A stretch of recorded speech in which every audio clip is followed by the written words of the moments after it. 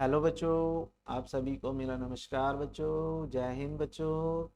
बच्चों, आपने जल को अपशिष्ट होते हुए देखा होगा, जल खराब होते हुए देखा होगा, जल की बर्बादी को देखा है। क्या वो सही है या गलत है? तो आप इसे कमेंट बॉक्स में जरूर डालें बच्चों।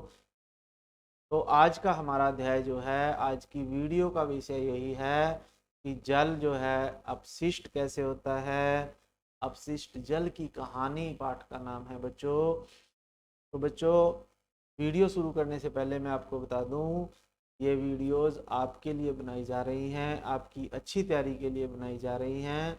और आपके लिए पहले अच्छे से नोट्स तैयार किए जाते हैं और फिर वीडियो तैयार की जाती है बच्चों। तो इस वीडियो को या कोई भी वीडियो जो आती है उसको अंत तक जरूर देखें यदि आप अच्छे नंबर लेना चाहते हो पेपर में। बच्चों, आप अगर अच्छे से तैयारी करना चाहें तो आप पहले तो चैनल को सब्सक्राइब कर लीजिए और घंटी के बटन को दबाइए और लाइक भी किया करो, कमेंट किया करो बच्चों। अगर कोई इससे संबंधित आपको परेशानी है, कोई समझ में नहीं आती बात, तो आप कमेंट बॉक्स में ज़रूर लिखें कि हमें ये समझ में नहीं आया या हमें इस सब्जेक्ट की वीडियो चाहिए। तो आपके लिए वो वीडियो उपलब्ध करा दी जाएगी बच्चों। और इस चैनल पे सभी वीडियो आपको मिल जाएंगी। तो आज की वीडियो में बच्चों कक्षा 7 रहेगी, विज्ञान विषय रहेगा, अध्याय 18 है अपशिष्ट जल की कहानी। तो इस में अब अभ्यास के प्रश्न उत्तर करेंगे बच्चों। तो चलिए अभ्यास के प्रश्न उत्तर कर लेते हैं। तो पहला है अभ्यास का प्रश्न, जैसे आपके पास रिक्त स्थान भरें, यानी खाली स्थान भरने हैं हमने। तो हमारे पास पहला ही खाली स्थान है, जल को स्वच्छ करना डैश को दूर करने की प्रक्रिया है। यानी जल को साफ करना, स्वच्छ करने का मतलब क्या है बच्चों? उसमें जो गंदगी है, उसमें जो प्रदूषक हैं, ठीक है, उनको अलग करना। तो स्वच्छ जल को स्वच्छ करने का मतलब है कि आंसर नीचे दिए गए हैं, प्रदूषक को अलग करना। यानी गंदे पानी से अगर हम प्रदूषकों को अलग कर दें तो इसका मतलब पानी साफ हो जाएगा, स्वच्छ हो जाएगा बच्चों। ठीक है। फिर घरों द्वारा निर्मुक्त किए गए अपशिष्ट जल को खाली स्थान कहा जाता है। यानी जो घरों से गंदा पानी निकलता है, नालियों में या पाइपों में जो गंदा पानी चलता है बच्चों, उसे हम सीवेज कहते हैं। सीवेज इंग्लिश में बोलते हैं और हिंदी में उसे वाहित मल कहते हैं। वाहित का मतलब जो मल बहता हुआ जाए पानी में, तो वाहित मल कहेंगे बच्चों। तो ये खाली स्थान आपने भरना है। तो बी का आंसर नीचे दिया गया है, सीवेज या वाहित मल बच्चों। ठीक है, तो इसे कहेंगे बच्चों। सी में आ जाएगा आपके पास, शुष्क गैस का उपयोग खाद के रूप में किया जाता है बच्चों। शुष्क गोबर, जब गोबर जो सूख जाता है तो उसका उपयोग खाद के रूप में किया जाता है बच्चों। तो शुष्क गोबर आंसर आ जाएगा इसमें। ठीक है। फिर है डी में, नालियां डैश और डैश द्वारा अवरुद्ध हो जाती हैं। नालियां जो होती हैं वो पॉलीथीन, कहीं पॉलीथीन उसमें गिर जाते हैं, कहीं हम उसमें खाद्य पदार्थ गिर देते हैं, कई बार रसोई का अपशिष्ट पदार्थ गिर देते हैं। जैसे सब्जी हमने छीली और वो वेस्ट मटेरियल में नाली में डाल दिया तो उससे भी वो नालियाँ बंद हो जाती हैं बच्चों। ठीक है। तो और भी चीज़ें जो जिसके कारण नालियाँ बंद होती हैं वो आप लिख सकते हो इसमें। ठीक है, पॉलीथीन और रसोई अपशिष्ट आप इसमें लिख सकते हो, या कोई और भी चीज़ लिख सकते हो जिससे नालियाँ बंद हो जाती हैं। फिर प्रश्न दूसरा है बच्चों, वाहित मल क्या है? समझाइए कि अनउपचारित वाहित मल को नदियों में अगर हम प्रवाहित कर दें तो क्या होगा, उसकी क्या हानियां होंगी। तो वाहित मल अभी बताया था मैंने आपको, जो आप देख रहे हो ये पाइप से जो गंदा पानी आ रहा है, इसमें गंदगी बहुत ज़्यादा घुली हुई है, कीचड़ है। ठीक है, अपशिष्ट जल है ये एक तरह से। तो इसे हम वाहित मल कहते हैं बच्चों। और इसको देखो नदियों में छोड़ दिया जाता है, तालाबों में छोड़ दिया जाता है। तो इसके क्या हानिकारक हानियां हैं बच्चों, यही पढ़ेंगे अब इस क्वेश्चन में। तो इसमें देखिए बच्चों, वाहित मल जो है क्या होता है, एक तरल पदार्थ है जिसमें अपशिष्ट होते हैं, यानी बहुत गंदगी होती है, से घरों से, उद्योगों यानी फैक्ट्रियों से, कृषि गतिविधियों द्वारा पानी में बहा दिया जाता है। अनउपचारित वाहित मल को यदि नदियों समुद्रों में छोड़ा जाए तो ये हानिकारक होता है बच्चों, और ये समुद्र या नदी के पूरे पानी को प्रदूषित कर देता है। तो वाहित मल में हानिकारक पदार्थ होते हैं, रोग पैदा करने वाले जीव होते हैं, इसलिए अनउपचारित वायुमल को पानी में छोड़ना खतरनाक है। ठीक है, तो वाहित मल को अगर हमने पानी में छोड़ना है तो पहले उसे उपचारित करना पड़ता है। उपचारित का मतलब होता है उसमें जो गंदगी है उसको पहले हटाएं, फिर उसको आप नदियों में तालाबों में छोड़ें। नहीं तो जो नदियों तालाबों का पानी है ना बच्चों, ये गंदा हो जाएगा, और सारे पानी को, सारी नदी के पानी को वो गंदा कर देता है, जिससे जब हम नदी का पानी कहीं से पीने योग्य करते हैं या उसमें जीव जंतु रहते हैं पानी के अंदर, वो भी वो खतरा हो जाता है बच्चों। तो इसलिए हमें वाहित मल को पहले साफ करके फिर नदी में छोड़ना चाहिए। फिर है बच्चों आपके पास कि नालियों में जो है वसा या तेल को नालियों में क्यों नहीं बहाना चाहिए, समझाइए कि नालियों में हमें वसा या तेल को क्यों नहीं डालना चाहिए। तो ये देखिए चित्र में देख रहे हो बच्चों, ये तेल जो है ये इसमें डाल रहे हैं नाली में, यानी सिंक होती है जो बर्तन साफ करने की, या पानी कहीं भी हम बर्तन धोते हैं तो हम क्या करते हैं, कई बार जो तेल बचा होता है ना या खराब तेल होता है तो उसको नाली में ही डाल देते हैं। तो आप ये देखिए इस चित्र में, ये नाली है, पाइप है, और इस नाली के अंदर ये देखो कितनी, ये तेल की वजह से ये जाम हो गया है पाइप बच्चों। तो इस प्रकार से जो तेल होता है, वसा, वसा का मतलब घी वगैरह जो होता है, वो नालियों के अंदर जम जाता है, जिससे धीरे धीरे वो जमता रहता है और पाइप को बंद कर देता है। तो यही प्रश्न है बच्चों, तो हमें तेल क्यों नहीं डालना चाहिए, इसका आंसर देख लेते हैं। तेल और वसा को नालियों में नहीं छोड़ना चाहिए, क्यों? क्योंकि ये पाइपों में मिट्टी को सख्त कर देते हैं बच्चों। ठीक है, और उन्हें अवरुद्ध कर देते हैं, यानी बंद कर देते हैं।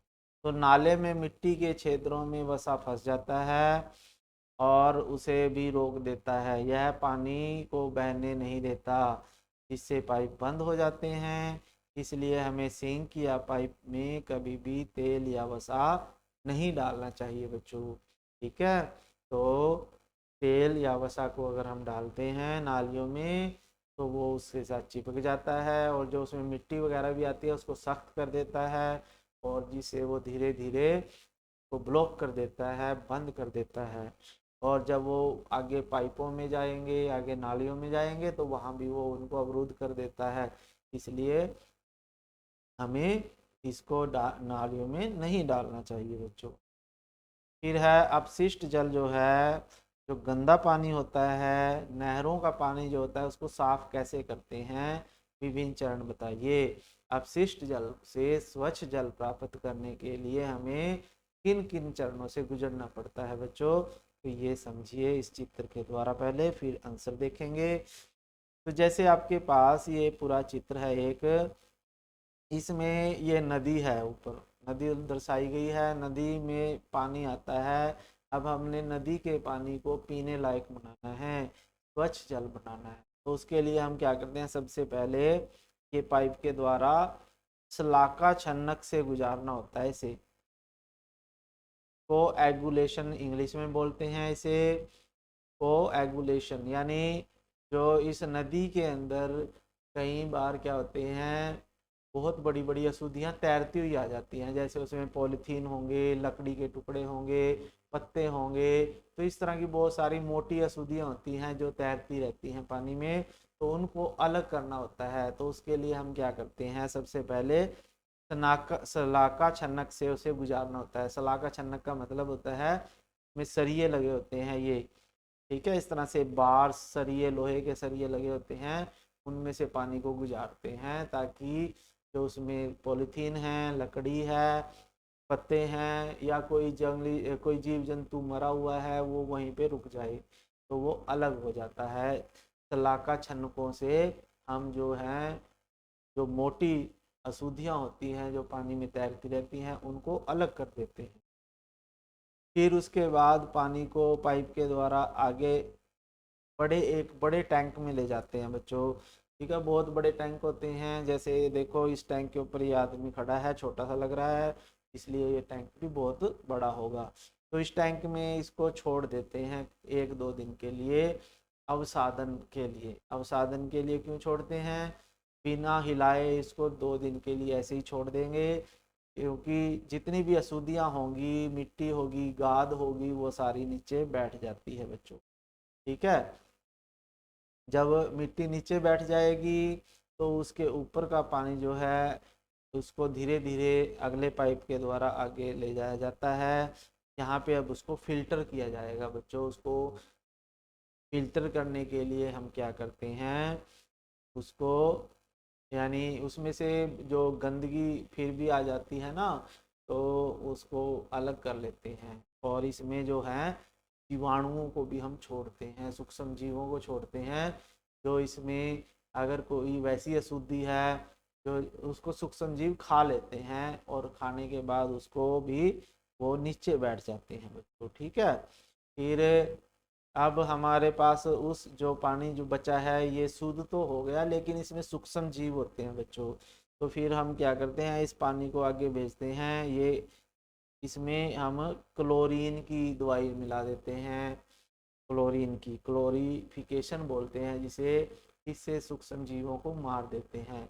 तो अब हमारे पास जो पानी है वो साफ भी है, स्वच्छ भी है, इसमें कोई कीटाणु भी नहीं होगा। तो उसको फिर आगे टैंकों में स्टोर कर लेते हैं, और उस टैंक में, बड़े टैंक में उसको स्टोर करके फिर आगे शहर में, घरों में भेज दिया जाता है। तो इस प्रकार से नदी के पानी को साफ किया जाता है। तो अब हम इसको समझ आगे लिखा हुआ समझ लेते हैं। ये तो हमने पिक्चर में समझा था, अब देखो यही है सब कुछ लिखा हुआ इसमें। सबसे पहले पानी को साफ करने के लिए हम सलाखा छन्नों से गुजारते हैं। ठीक है, उसमें जो भारी अशुद्धियाँ होती हैं जैसे पत्थर है, प्लास्टिक की थैलियाँ हैं, डिब्बे हैं, इनको हटा दिया जाता है। ठीक है, और सलाखा छन्नों से मध्य से पानी को गुजार लिया जाता है। फिर उसको अवसादन किया जाता है। अवसादन का मतलब 1-2 दिन के लिए उसको टैंक में ऐसे ही छोड़ दिया जाता है, जिसमें जो मिट्टी होती है, बालू होती है, उसको हटाने वाले टैंक में लाया जाता है और अशुद्धियों को दूर किया जाता है बच्चों। फिर अपंक, अपंक होता है जो ठोस अशुद्धियाँ पानी में घुली होती हैं, गंदगी होती है, जो उसको दूर करना होता है। उसके लिए हम क्या करते हैं, जो ठोस अशुद्धियाँ होती हैं और जैसे मल है, पानी में के तल में बैठ जाते हैं नीचे, तो उनको एकत्रित की गई इन अशुद्धियों को कीचड़ कहते हैं या अपंक कहते हैं। और इसकी तली से ही अलग कर लिया जाता है और पानी को छान लिया जाता है इसके बाद। ठीक है, तो पहले उन अशुद्धियों को तली से अलग कर लिया जाएगा, फिर पानी को छान के आगे ले जाया जाता है। फिर उसके बाद क्लोरीनेशन करते हैं, उसमें दवाई डालते हैं जिससे कीटाणु मर जाएं उसके, और वो पीने लायक बन जाए। तो स्वच्छ जल जो है सूक्ष्म जीवाणु द्वारा अन्य अशुद्धियों से साफ कर लिया जाता है, जिसे क्लोरीनेशन भी कहते हैं। और पानी को जो है ओजोन के द्वारा भी साफ किया जाता है। तो कई बार प्रश्न आ जाता है कि पानी को साफ करने के 2 केमिकल के नाम बताएं, तो आपने क्या क्या लिखना है, क्लोरीन और ओजोन। ठीक है, शायद आगे आ भी जाए बच्चों। फिर उसके बाद आपके पास प्रश्न 5 है, अपंक किसे कहते हैं और इसको कैसे उपचारित किया जाता है। अपंक अभी आप ऊपर भी आपने देखा है। तो अपंक जो होता है, जल उपचार संयंत्र में उपचार के दौरान अपशिष्ट जल से एकत्रित ठोस अपशिष्ट को अपंक कहते हैं। तो अवायवीय जीवाणुओं द्वारा अपंक को एक अलग टैंक में विघटित किया जाता है और सक्रिय अपंक का उपयोग खाद के रूप में कर लिया जाता है। तो अपंक जो होता है, जब पानी वाटर ट्रीटमेंट प्लांट जो मैंने अभी बताया था ना ऊपर, उसे जिसमें पानी साफ किया था, उस पूरे प्लांट को हम जल उपचार संयंत्र बोलते हैं या वाटर ट्रीटमेंट प्लांट कहते हैं बच्चों। तो जब पानी में से ठोस अशुद्धियों को अलग करते हैं तो उसे हम अपंग कहते हैं बच्चों। तो उसमें से अवायवीय सूक्ष्म जीवों को गुजारते हैं और वो उस अपंग को अपघटित कर देते हैं और फिर उसको पानी में से अलग कर लेते हैं। और उसका उपयोग जो अपंग जो होता है को पानी से अलग किया है उसका उपयोग बाद में खाद के रूप में कर लिया जाता है जो खेतों में फसलों में डाल दिया जाता है बच्चों। तो इसे हम अपंग कहते हैं। फिर है अनुपचारित, प्रश्न 6 है अनुपचारित मानव मल स्वास्थ्य के लिए संकट है समझाना। यानी जो अनुपचारित मानव मल होता है अगर हम उसको पानी में ऐसे ही छोड़ दें तो वो हमारे लिए संकट का कारण बन सकता है। क्यों बनता है बच्चों? अनुपचारित मानव मल जो है स्वास्थ्य संबंधी कई समस्याओं का कारण बन सकता है। यह जल, वायु और मिट्टी को प्रदूषित करता है। तो प्रदूषित पानी में रोग पैदा करने वाले बैक्टीरिया होते हैं जैसे हैजा पैचिस आदि हैं जो महामारी फैला देते हैं बच्चों।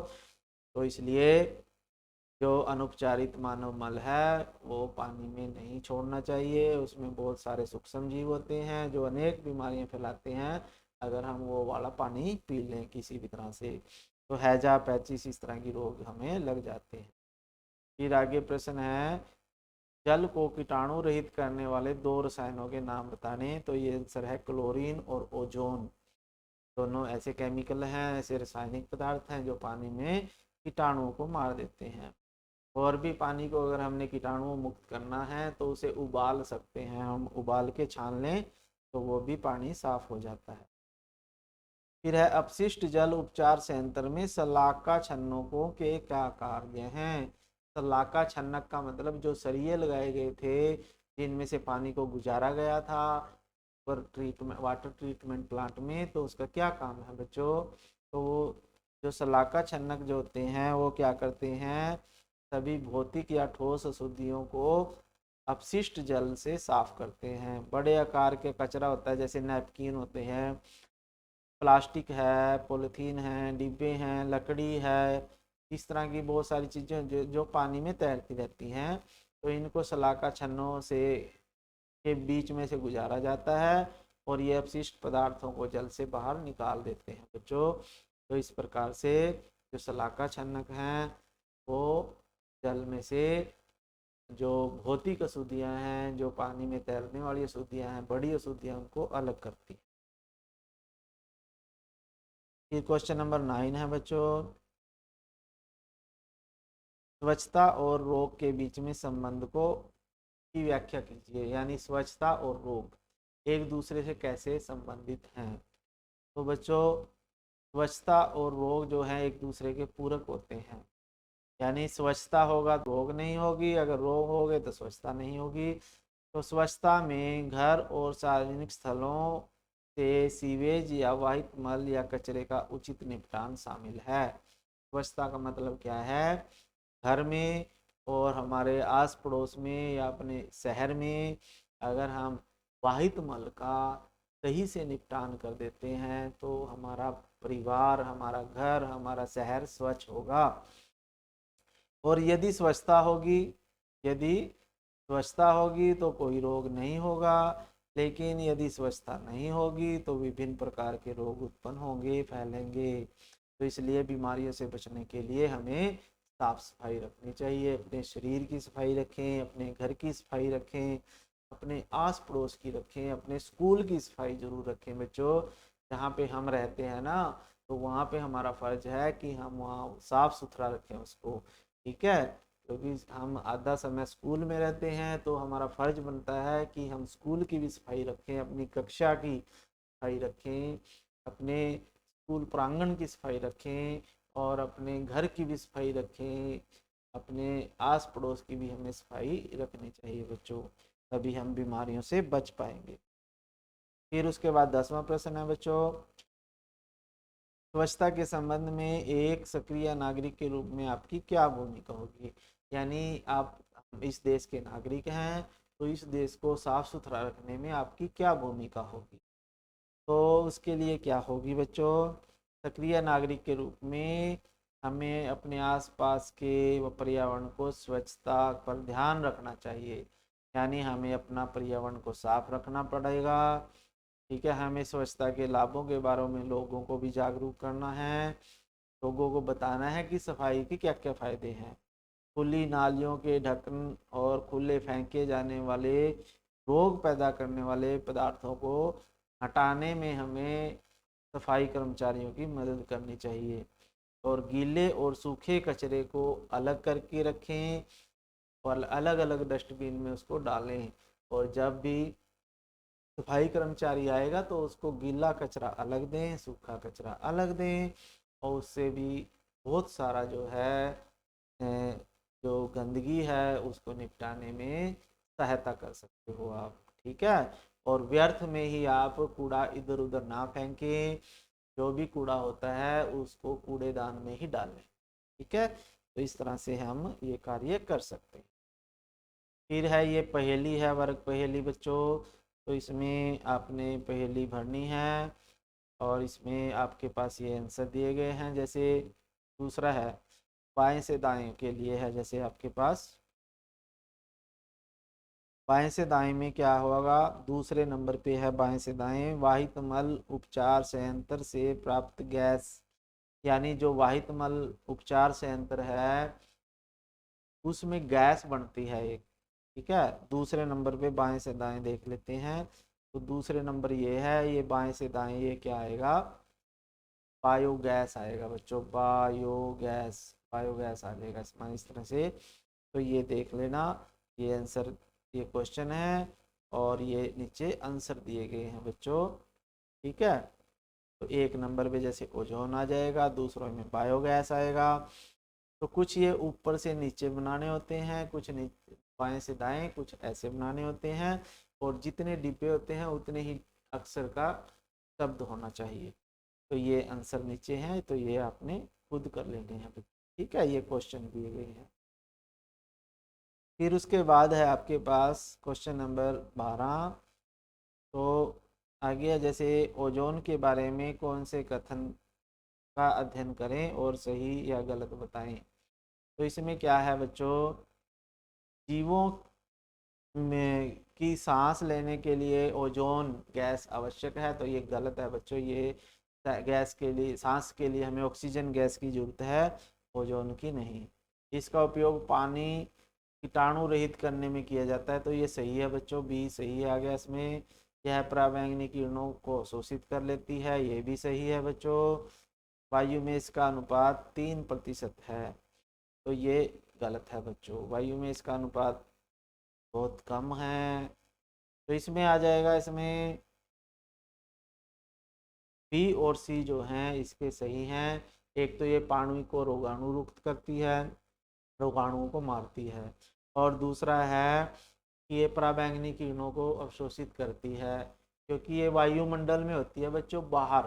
ठीक है, हमारे नज़दीक वाले वायुमंडल में ये गैस नहीं होती, ये बाहर होती है, और जो इसमें से पराबैंगनी किरणें आती हैं सूर्य की, तो वो वहीं रोक लेती है, जो हमें हानि नहीं पहुंचा। ठीक है, तो इस प्रकार से पराबैंगनी किरणों से हमारी रक्षा करती है और पानी को साफ करती है ओजोन पर बच्चों। तो इस प्रकार से आज की वीडियो में इतना ही था बच्चों।